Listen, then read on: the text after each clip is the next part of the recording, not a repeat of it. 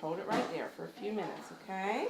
It looks like any other trip to the dentist, but this one he is about to change 2 lives forever.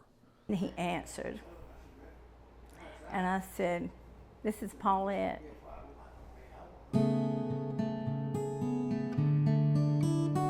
Paulette James was born in Augusta 65 years ago.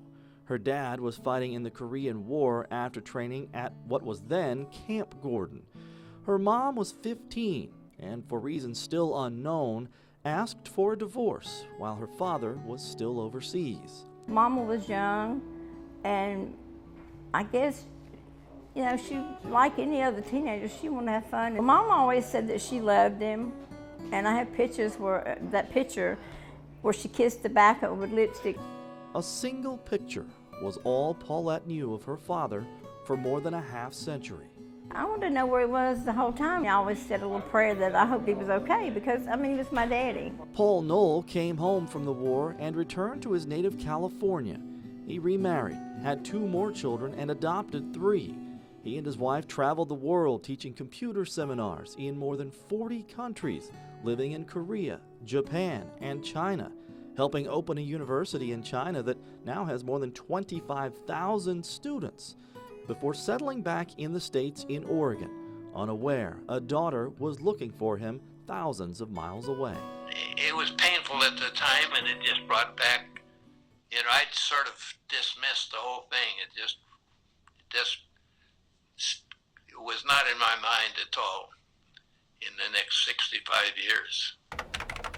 Until this February, after Paulette's son tracked down Paul's contact information on the internet.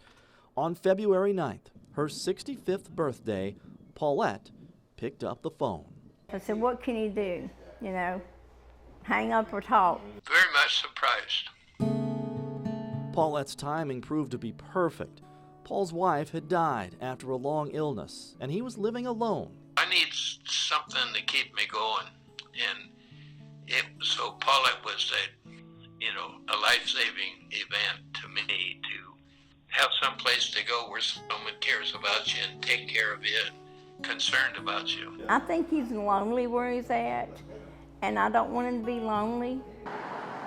But before the two could meet in person, there was one final hurdle. It's obvious he's very self-conscious of her teeth situation. Growing up poor, Paulette had no access to dental care and lost her teeth at an early age. She only had an upper denture, and so that caused, her to have a lot of basically loss of function in her lower face, and it aged her, and she couldn't speak very well, and so she was very self-conscious about the way she looked, and she didn't want to meet him and look like that. Such a difference. So Paul covered the $12,000 cost of giving his long-lost daughter's mouth a makeover. It's going to make a world of difference how I feel. And this week, Paul is making the nearly 2,800-mile trip from Oregon to Augusta to meet Paulette for the first time. I feel like Cinderella. Stuff's happening to me that I never imagined happening to me.